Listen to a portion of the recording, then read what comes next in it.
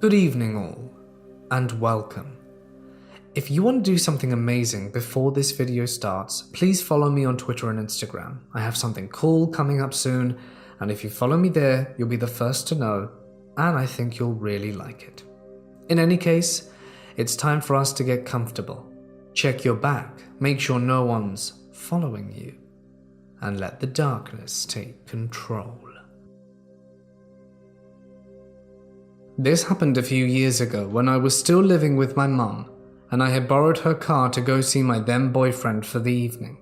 It was around midnight when I got back to my neighborhood, so the roads were empty. And that's when I noticed this dirty, run-down, rusted white utility van that a maintenance guy would drive, following me. I never even saw the driver's face, but I got this immediate sinking feeling in my stomach because something felt wrong about this van. Now, I was only 20 at the time, but I knew better than to just drive straight to my house and letting this person know exactly where I lived, no matter how desperately I wanted to just go home and ignore it. But I also wasn't 100% sure they actually were following me yet. I didn't want to jump to conclusions just because it was late and I was alone and paranoid. So I drove to a shopping complex a few minutes out the way that's well lit and has a public library to see if I was followed there. I thought I lost the van, but decided to wait in the parking lot a few minutes, because I had a bad feeling I couldn't shake. Sure enough, the van showed up and was driving in random circles around the parking lot, looking for me. This scared me quite a bit, so I drove towards the big mall that's always got security police presence. Because it was the midway point between where I was and where I lived, I parked in a pretty well-lit, although empty 24-hour McDonald's parking lot, where I had a great view of the roads and the mall. But I wasn't super easy to spot, and waited to see if the van showed up looking for me. It did, and of course, this would be the only time the security and the cops are nowhere to be found, which is half the reason I decided to head there in the first place. Realizing whoever was driving this van was 100% actively following me in the middle of the night, I knew just driving home was not an option, and that's a terrifying realization. Luckily, the police station is just a few minutes away from where I was, so I try and discreetly drive away, hoping the van hadn't noticed me yet. I wasn't that lucky, because it wasn't before long that it was in my rearview mirror once more. At this point, I'm panicking pretty hard and my anxiety is high. I finally pulled into the police station parking lot, and seconds later the van came to a stop in the middle of the road for no more than a few seconds. I'm guessing just long enough for them to realize where I'd led them, and took off really fast immediately. I did make it home safe and without seeing the van again, not long after, but this whole ordeal took less than an hour of my night up. It was after 1 a.m. by the time I made it home, and I was terrified the entire time. I don't know what this guy's specific intention was, but honestly I don't need to know. I know it was nothing good and I likely avoided a very bad situation. If you think someone is following you, it's not stupid or paranoid to make sure you aren't right. Who knows what might have happened if I'd have led him to my house, or gotten out of the car. About 4 years ago, I was a line cook at a restaurant that was located in a hotel. I worked at this restaurant for nearly 2 years with no problem, walking the half-mile or so distance it took me to reach the bus I took to get home from my job. This restaurant had a partnership with the hotel for late-night room service. So, pretty much every night after closing the restaurant, 1, sometimes 2 line cooks would stay until 3 a.m. preparing simple things like salads, sandwiches, and wraps that would be taken to rooms via hotel employees. Now, me being a recent college graduate in my early 20s would always volunteer for the extra hours. Student loans and rent cost a lot. As I said prior, I had worked this job for a decent amount of time with no problems, except for one rainy night I'll never forget. As I left work at 3 in the morning, I realized I messed up when I forgot an umbrella that day. I now had to make my normal walk under decent rainfall, and after lighting a cigarette and putting in my headphones, I was ready to make my unfortunate journey. I started on my normal routine walking back, cutting through the alleyways I had memorized as my shortcuts through the city. About halfway through my walk, a car started following me with the passenger window down. Aware of my surroundings, I had recognized this, but decided to mind my own business and keep my head down and carry on walking. Growing up in a rough neighborhood taught me better than to put my nose where it doesn't belong. Unfortunately, that wasn't enough. Over the music coming from my headphones, I could hear shouting from the car. I turned to face the car driver but didn't stop walking. He looked at me, a white man in his late 30s or early 40s, with a bandana and sunglasses on. I remember thinking it was odd. He was driving with sunglasses so late at night. "Hey man, where you heading?" I could hear him say. At this point, I took out one earbud and replied, "What's it to you?" To which he answered, "Figured I'd ask. You look like you need a ride to get out the rain." I told the guy I'm all set, and that I was almost at my destination. Now keep in mind, I'm still walking and he's driving slowly next to me, on this side of the street at 3 a.m.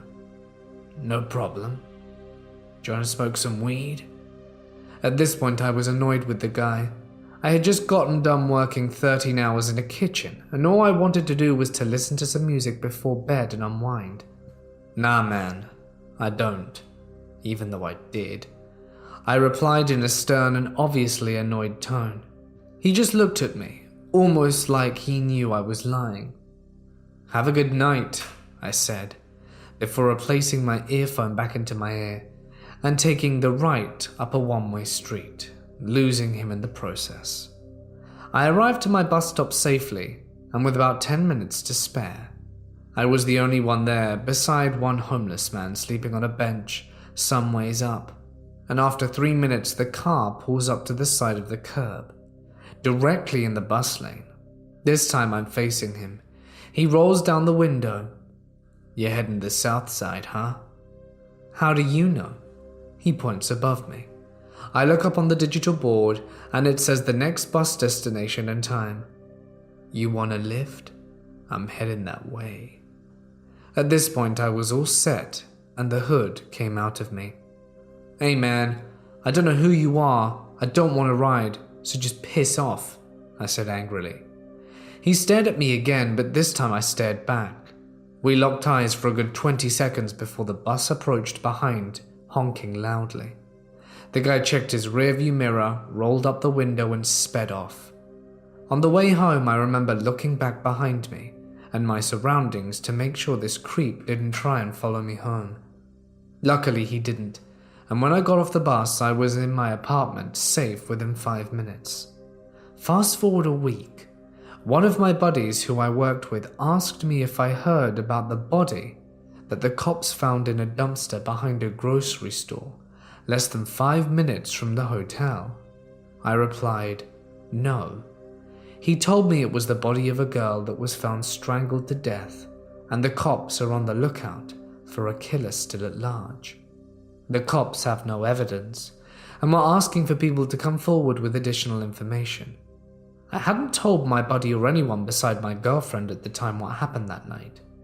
When I told him my story, he insisted I call the cops and tell them what happened. I told him I would, but never did. Called me old school, but like I said earlier, I learned growing up to mind my own business and avoid trouble, and trouble won't find me. So that's what I did. To this day, I haven't heard anything more about the case.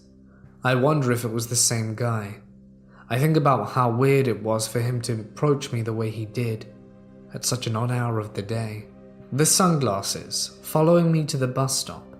That stuff doesn't normally happen, right? After that experience, I started walking home with my paring knife in my pocket, and walked with only one earphone in the whole time, so that I could better hear my surroundings. I also stopped volunteering for the overnight shift. Whoever killed that girl, I hope they get caught or has a change of heart. It's crazy how fragile life is. I was 19 years old. I was in Paris, as I had been many times before. However, this time I was not alone, but with one female friend of mine. She'd been asking me often to join me on my weekend trips because she wanted to share my exciting lifestyle. She listened to my stories of models and movie stars hanging out at my favorite Parisian club and wanted to join in on the fun. So we decided to take this trip together.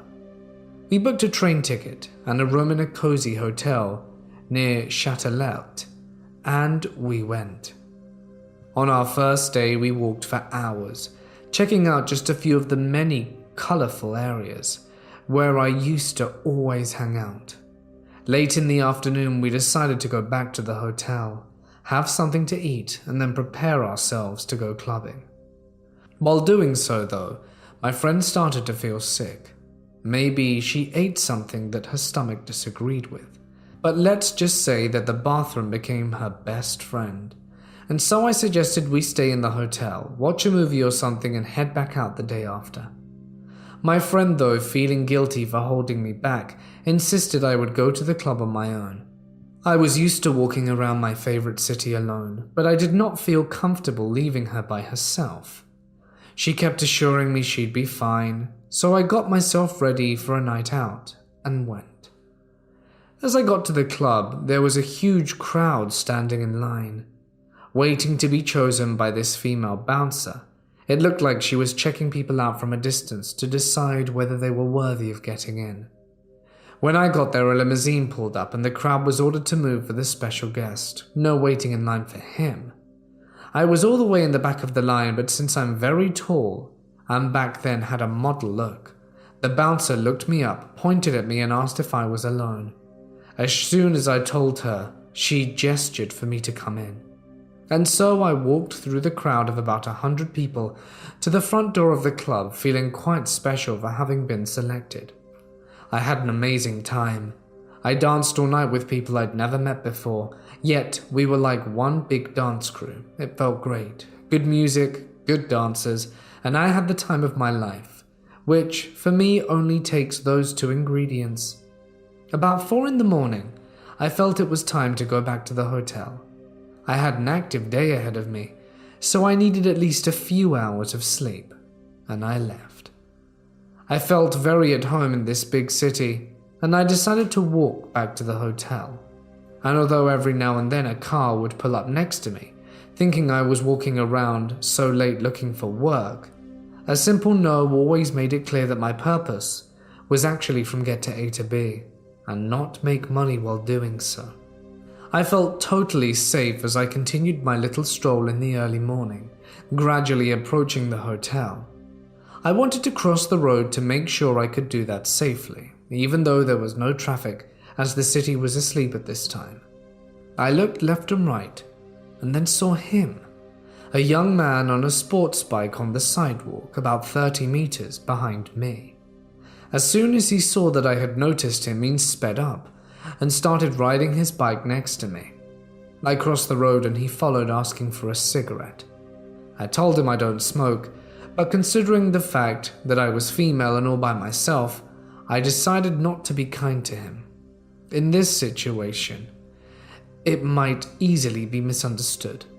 I answered, but that was it. I clearly showed him I wasn't in the mood to talk, and he seemed numb to the rejection and carried on behind me, without saying a word. Meanwhile, we had gotten to this small park, Châtelet, which separated me from the hotel, but I felt uneasy and started to panic because of this guy. It was in the early morning, but every few minutes you could hear a car in the distance and no one else to be seen in the streets. God help me, I'm in trouble, I thought. And this is what makes the story unbelievable. Out of nowhere came a car from the left, stopped, honked his horn and waved at me. I walked towards him and asked him for help. When I looked back at the guy on the bike, I noticed that the 2 other guys had joined him.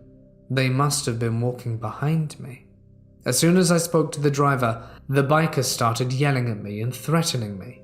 It was scary, and all the things he said he would do to me, it still makes chills run down my spine. The guy in the car, a total stranger, told me that he was willing to help me take me back to my hotel, however risky that was. Refusing his offer meant that I would be alone again and then definitely in danger. So I jumped in. When he started driving, I was still in shock, but every time he turned into a street that would just seem to go in the other direction, I panicked. He assured me that if I felt unsafe, I could just get out, and that there are many one-way streets in Paris, and there was simply no other way to get to where I wanted to go. I trusted him, and he did as he said and drove me to the front door of my hotel and left. I went to my room and had a very scary story to tell to my friend, who was quite happy after all that she had been unable to join me. I'm a 16-year-old girl living in rural Virginia. The neighborhood I live in is in the woods and very safe. A few months back, I was walking home from the bus stop. It's about a half-mile walk from the bus stop to my house, but I don't mind walking at all. I live in the forest, and the trees were beautiful that day with beautiful weather. Field hockey practice was cancelled also, so it made walking home that much sweeter. Well, with us living out in the forest a ways away from anything urban or suburban for that matter, our little community is constantly expanding and in turn seeing new houses being built. I lived on a dead-end road with my house at the bottom of a hill, so our house is pretty shielded by the slope and surrounding trees. Just a few days before this creepy encounter, a construction company had begun to clear a lot on the other side of the road further down. At this time, they had orange tape bordering the lot, so no extensive clearing had been started yet. But as I walked home and started to walk down the road leading up to my house, I saw a tan truck pull up on the side of the road. Even months later, I can vividly recall that it had extremely tinted windows. You couldn't even see into the vehicle, let alone the driver. At first, I didn't think much of it, but once I got within 20-ish feet of it, the truck turned on its headlights and began to back up as I got closer. I am naturally a jumpy, paranoid person, so I immediately walked off the road and was onto a lawn, trying to put distance between the truck and myself. At first, I thought it was merely a coincidence that the truck just happened to back up as I got closer. But the moment I began to walk past it, the driver started to back up at an angle, positioning the rear end of the truck right in my path, putting the truck at an angle that effectively blocked the entire road. Now I began to panic a little. I quickened my pace and walked into my neighbor's yard, walking from that yard to the next. Once I had sidestepped the truck, it had stopped altogether, just sitting there in the middle of the road with its headlights on. At that moment, I knew the truck was indeed following me.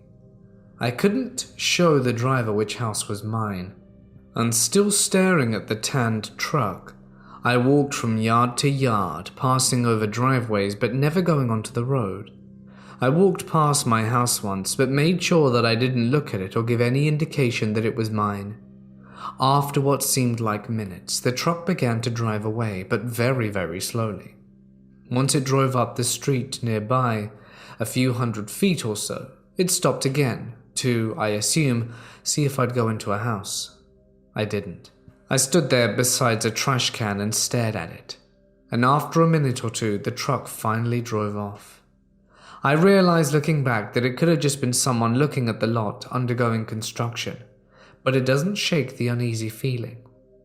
I can't forget how utterly tinted those windows were, and how it literally followed me. I regret not getting the license plate, especially since I had a huge opportunity to, but at the moment, the thought didn't cross my mind. All I cared about was getting away from the truck and protecting my house. I also learnt that safety is indeed in numbers. At the time of this encounter, I was taking the less traveled route because there were less kids. The scenery was beautiful, it was quiet, and less cars traveled that route. Now when I walk home, I walk with the rest of the kids and always keep an eye out for that truck. To the person in the tan truck, let's never meet. I was walking home from work late one night. I had volunteered to print out some flyers and put them on everyone's desk, as well as some other menial office tasks, as I really needed the money. It must have been close to 10 at this point, and I was just putting everything in my backpack and preparing to leave the door. For context, I'm a guy in my mid-30s and know the city I live in very well. It was a 10-minute walk to my bus stop and then a short bus ride back to my apartment. It's a route I always take, not always this late, but it's very familiar to me. As I'm making my way to the bus stop, I look behind me because I heard someone running. I turn around and there's a guy running really fast. He zooms past me and carries on running round a corner. I think nothing of it and just carry on plodding along to my destination. I keep walking and I look to the left, the road he went down out of interest, and notice that he can no longer be seen. That's funny, I thought, and carry on my way. A little while later, I get to the bus stop, and looking up at the notice board, I see it won't be there for a few minutes. So I stand there anxiously looking around, seeing if by any chance the bus is early. And that's when I see the man. He's no longer running, but now hiding behind a tree watching me. That's weird, I thought. What the hell is he doing? I tried to put it to the back of my mind, and within a few minutes, my bus arrives. I hop on, make my way to the back, and as I sit down, my blood runs cold. The man ran in front of the bus, stopped it, and the bus driver actually opened the doors for him. He hopped in, he didn't look at me, and sat towards the front. Oh crap. Is he following me, I think? Surely not. Like I said, I don't live very far from the bus stop. So I start to wonder, if he's following me, he'd get off at the same stop, right? But there are so many stops on this bus that more likely than not, he won't be getting off. So I come up with the theory. I'm gonna get off at the stop before and bait him. And if he goes to the door, I'll say after you. And then as he gets off, I'll just stay on. I thought it was a clever idea. And as it got to the stop before mine, I got up as if I were going to leave. He obviously took notice, stands up, and is standing by the doors waiting for them to open. As they open, I say in my most customer service voice, "After you, sir." He looks up at me for the first time and walks off the bus. Just as I'm about to get off, I make out like I forgot something. And at that moment, the bus closes the doors and drives off. The guy is still standing at the bus stop, but the smile he had on his face is completely gone. There's a sour look with malice in his eyes as I drive away, staring at him through the window. I knew for a fact he had bad intentions. The bus stop that I got off at was about a mile away, so I doubt he could have made it in time. But still, I power walked home, locked my doors, shut my lights off, and looked out the window just to make sure he wasn't around. I didn't sleep easy that night, but I never saw him again, and I hope I never do. It was Halloween night, and I was 11. My mum had taken me to my cousin Lucy's house to trick or treat, because a few kids from my school lived on her street. Also, her closeted gay friend was with her, but we would all joke that we thought they were dating. He had a girlfriend before, but I think this was before he knew he was gay. We were allowed to walk quite a distance from my cousin's house, probably further than most older kids would or should for that matter. We trick-or-treated for a while and decided to make our way to the local Tesco, which is a local supermarket, to get a pumpkin as they were usually cheapest on Halloween night. On our way, we noticed a grown man in normal clothes besides one of the extra gruesome Halloween masks made seemingly just so adults can scare kids. It was an incredibly mutilated and bloodied face. He was hiding amid some bushes, but it seemed like he wanted us to see him. I remember thinking it was weird because he definitely seemed old, judging by his hands, so he wasn't just a teenager. I realized he seemed like one of these old sad dudes that get some perverse joy out of scaring little kids. When we had come out of the shop, we had a pumpkin each because they were so cheap. We saw the guy had moved to a closer bush and was tilting his head like something out of a horror movie. We laughed it off and walked back to Lucy's house. Just before we reached Lucy's street, we stopped for some reason. I think we were laughing at a joke or something, and then, as I was at the back of the group, I noticed the creepy guy was right behind us with his arms raised, and then made an attempt to grab me, but I stepped back. Not too exaggerated to the point he was obviously joking, but to the point it wasn't entirely obvious whether he was playing a simple prank or was absolutely insane. I assumed since he'd followed us home it was Lucy's dad, Ricky, with some fake old guy gloves, so I just turned around and said, "Uncle Rick," as my friend bolted away, and I soon followed. We got to Lucy's house and told our parents, and they seemed very concerned for some reason. A few years later, my dad told me that a guy on Lucy's street had been arrested before he moved there. So my dad and Rick threatened him that if he ever came near us, they would take care of him. I assumed this was an empty threat, although I do know how tough and protective dads can be. But I think that weirdo thought it was an empty threat too. I've always wondered if it was him and what would have happened to me and my friends. So, creepy guy, let's not meet again. I live in an area of New York City which is notorious for crime and gang violence and the sort. My parents are poor, struggling Asian immigrants, so we had no choice to be living where we are. For context, I'm a 17-year-old female, and even though my neighborhood is seemingly dangerous, I never truly internalized that idea. I've always been able to walk the 2 blocks away from the train station alone, without an ounce of fear. I could walk slowly, freely, and even listen to music as I walked home. Today, my carefree attitude came crashing down as I walked up the first block. I was listening to music before I met a strange man, clearly in his 30s. His hair was disheveled under his baseball cap, and he was wearing the stereotypical ghetto clothing. We were going in opposite directions, and as I passed him, he suddenly brushed his hand against my stomach as he hollered out, "Hey, sexy."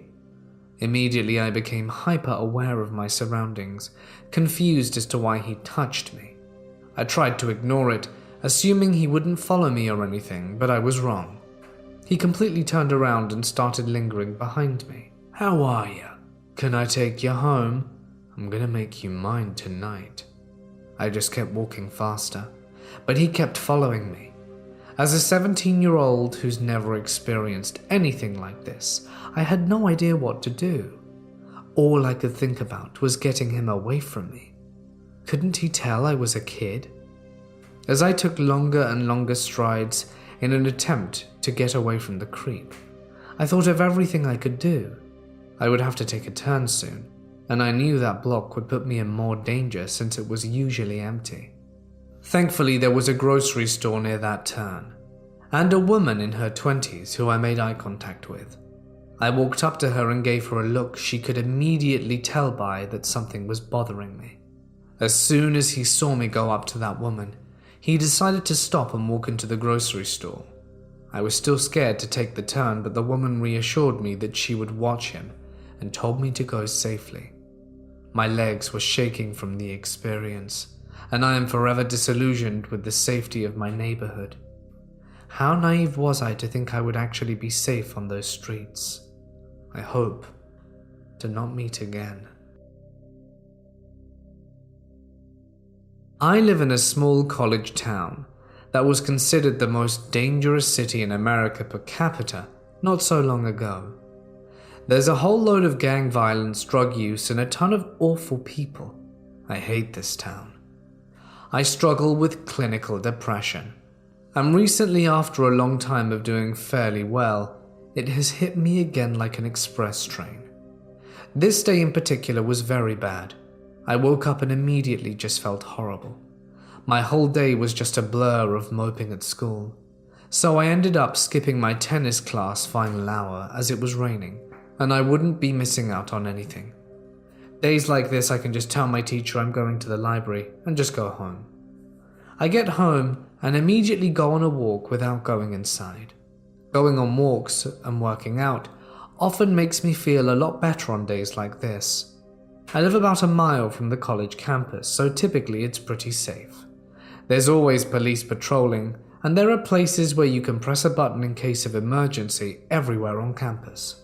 I was just walking, and I get about halfway through the campus after strolling for about 30 minutes, and I decide to turn around and go home. I opt to take a different path home and walk down the street where the off-campus apartments and frats are. After walking, getting about halfway back, I stop. I sit on one of the steps to one of the apartment buildings, and I was there for about 10 minutes just texting my friends and trying to cheer up, when I notice some idiot in a big black pickup with heavily tinted windows drive by very slowly. I thought this was weird, but I just brush it off, thinking it was someone looking for a certain apartment. But about 30 seconds later, I see him pass again. This time I give them a huge death stare because I was getting slightly paranoid. They proceeded to drive past, and I still haven't been able to make out their face. This happens twice more, and I was getting a bit more freaked out. I didn't even look at my phone or call or text anyone because I was panicking, and I didn't want to take my eyes off the road. This time he proceeds to turn around right in front of me and pull up next to me. I'm 17, but I look like I'm 14, and the fact that my hair was wet didn't help. Without my hair being styled, I almost look like I have a bowl cut. They pull up directly next to me and park, with the passenger side next to me. At this moment I'm freaking out, and I get up. I hear the door open and immediately bolt around the corner of the apartment building and hide. I sit behind a small bush next to the door of a neighboring apartment where I wouldn't be seen. I immediately proceed to call my girlfriend, to no answer. I call my best friend, no answer. And I call my other close friend I met through my girlfriend, and he picks up, which I was surprised about since he hardly ever answers. I couldn't call my mum because I know she would never let me go on walks again, but it's something I genuinely enjoy as it's very therapeutic. I tell them where I am and if something happens to call the cops immediately. My girlfriend calls and I tell them I'm going to talk to her. At this point, I proceed to quietly break down and tell her and make a plan if anything happens. After 8 minutes, I walk out thinking they must have left, but I see the hood of his truck pulling out of the parking lot of the apartments I was originally at. So I stayed out of sight and ran back to where I was before and stayed for another 10 minutes, shaking. I finally get the nerves to get up. I quickly move to a public road and walk home, immensely paranoid the entire time. For days I couldn't look at pickups without my heart racing. I'm over it now. But the guy in the pickup, let's never meet. I was asleep for most of the day and woke up at 1 a.m. and I realized while asleep no one bought something to drink from the house, and I'm pretty sure the jug of water was all gone by this point. I decided to do what I usually do and go out to this one store that stays open even late at night. Now I usually try to avoid going there, so I try to avoid leaving too late to go outside to go get something if we really need it, mainly because the store sucks, and the fact I don't like being outside too late, even if I'm close or near my home, especially these streets. There's nothing wrong with my neighborhood, and it's quite safe actually. Just the 5 or 6 blocks between here and the block I have to turn to go down to get to the store. And my cousin, who is staying with me until he gets back on his feet, made me even more paranoid than I already am. He started talking about this woman going missing in our city and all this stuff, and that he actually saw a missing poster recently around here, which is rare to see as this neighborhood is quite safe. So I didn't really want to leave but knew I had to. I left the house and started walking to the store, and noticed this time there was 0 people out, not even any cars coming by. As I mentioned, usually you would see some people out, but not today. There was nothing. Just me. This put me on edge. I have a history of being followed because New York City can be like that. I always look back behind me. And when I'm walking, I always look behind me to confirm if a person is following me or not, and make a plan to be sure to evade them if necessary. I keep turning my head slightly to see through shadows and windows if something or someone was following me. Nothing and no one showed up. I did my usual and crossed the street on the 3rd block and kept walking down the same path, just on a different side of the road. I only do this because once I get to the 5th block, I have to be on that side of the road to turn the corner and walk down that block. As I said, I would turn around to check if someone has popped up and if they're following me. To my surprise, there's this black SUV slowly driving right behind me. I couldn't see who was inside. At first, I try not to let paranoia get the better of me and begin to rationalize the situation, and thought this person was either looking for parking or was about to park due to the headlights that were pointed more in the direction of the sidewalk, as if it was about to go and park right next to it. To be honest, that rationalization of it made no sense since the block was filled with cars parked, and usually if a person can't find parking, they drive around and not slow down near a sidewalk. I kept looking back frequently to see what the person in the SUV was going to do, and the more I kept walking, the more I kept attempting to rationalize the situation. But that went out the window as the car kept going with no change of pace behind me onto a different block. And the only time it did change its pace was when I was starting to change my pace and walk faster. But it still went slow enough where you couldn't even hear it. My first thought was that if I couldn't run around and go back home, and I sure as hell can't find a police station around here to go into. If I'm being followed, obviously I should text someone and call them to talk to me just in case something happens. So I sent my location to the main people I spoke to: my mum, my boyfriend, and my friend and my dad. That was weird enough for her to detect that something was wrong. I kept looking behind me, and I guess I looked back enough where whoever was in the SUV noticed that I noticed them, and that's when they decided to speed up and go park at the beginning of the next block. The block I was literally about to cross the street into. They didn't even park fully into the block. There wasn't even enough space on that road. Their lights were still on, and they were just waiting there, idling. I stopped where I was and kept talking to my mum. Hell, I wasn't even really talking at this point. I was just trying to do anything to keep her on the line with me. My mum couldn't tell anything was wrong, and I stood there, not even really walking fast from where I was. If anything, I was slowly taking steps backwards. In that moment, I was making a choice, because the SUV was obviously not looking for parking. Best case scenario, whoever was inside was doing whatever they were doing and didn't have anything to do with me. Worst case, they were planning to do something to me. Now, I didn't think the best case scenario was going on. I'm not dumb. And if it had nothing to do with me, they wouldn't have slowed down and lured behind me for a whole block.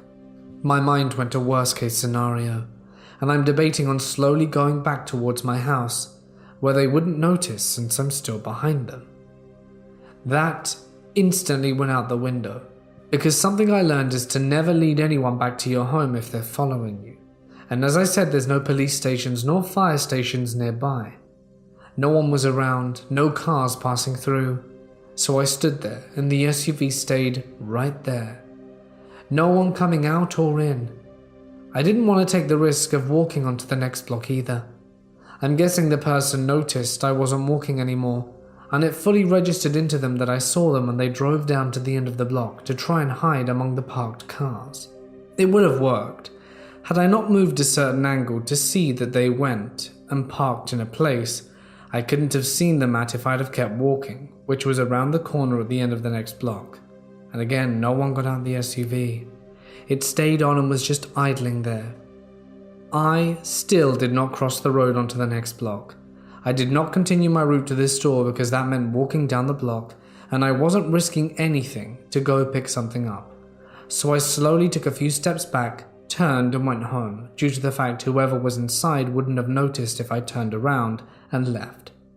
I sprinted fast back to my house, kept looking behind me to see if the SUV had turned back around or noticed.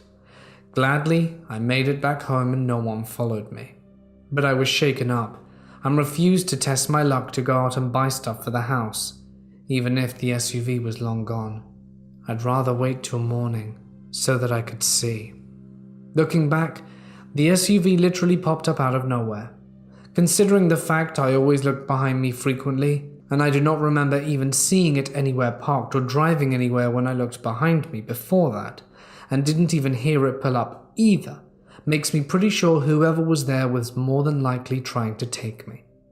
I was actually planning on stopping looking behind me, as I saw no one prior, and I was going to walk and simultaneously watch a YouTube video.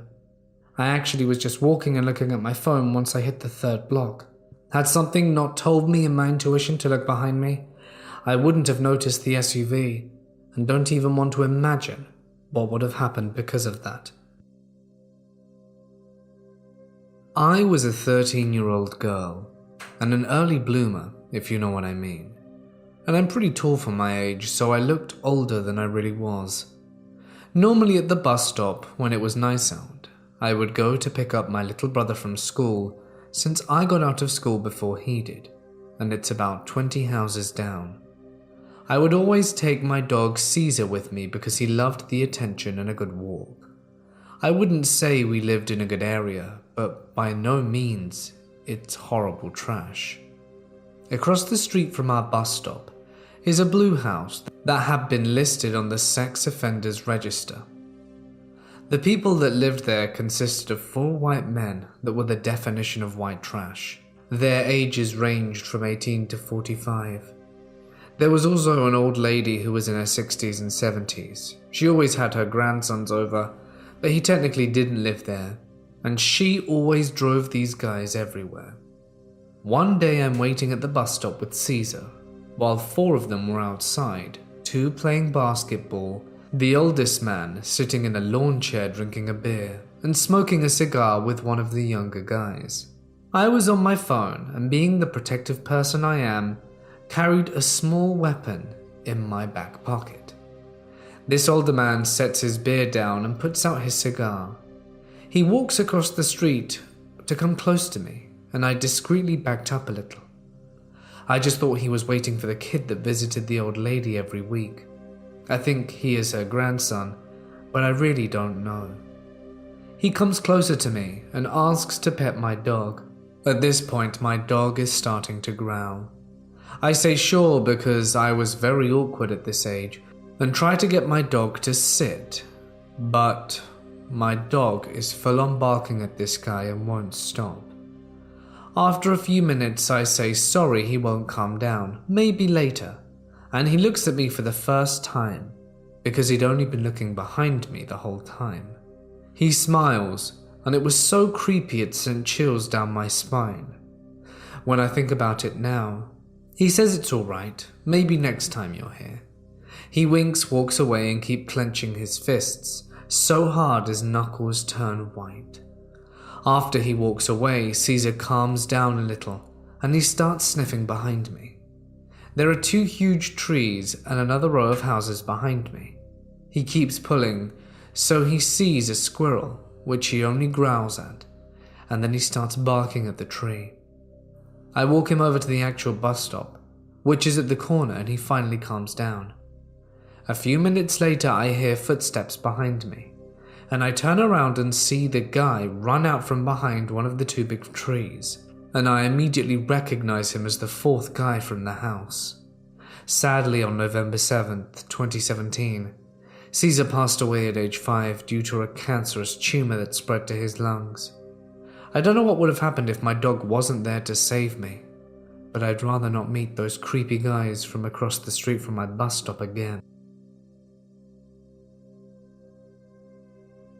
Hey guys, it's Mort here, and thank you so much for listening. Being followed home is a scary thing indeed. Thinking back, I don't think I've ever been followed home, but I can appreciate how creepy it must be for anyone who has to go through it. Like these poor sorry people.